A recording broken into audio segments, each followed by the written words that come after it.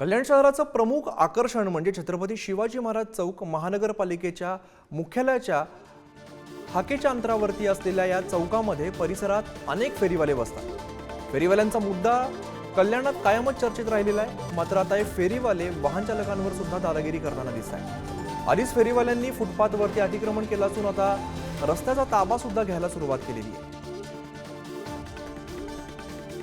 शिवाजी चौकातून मी आपला मच्छी मार्केट या रस्त्याने येत असताना 2 सेकंदासाठी मी साईडला गाडी उभी केली, कारण फेरीवाल्यांनी इतका अतिक्रमण केला की फुटपाथ ही चालण्यासाठी ठेवलं नाही। आजूबाजूचे सर्व फेरीवाले मिळून तिथे दादागिरी करतात व आले कोणालाही मारायची भाषा करतात। मग आम्ही का टॅक्स यांच्यासाठी भरतो का? या संदर्भात आम्ही पोलीस स्टेशनलाही तक्रार देणार व महानगरपालिकेच्या आयुक्त यांच्याकडेही तक्रार रिसर करणार आहोत। 100 मीटर ही ते महानगरपालिकेच्या ह्याच्यात आहे, पण महानगरपालिका यांच्यावर कोणती ॲक्शन घेते काही समजत नाही।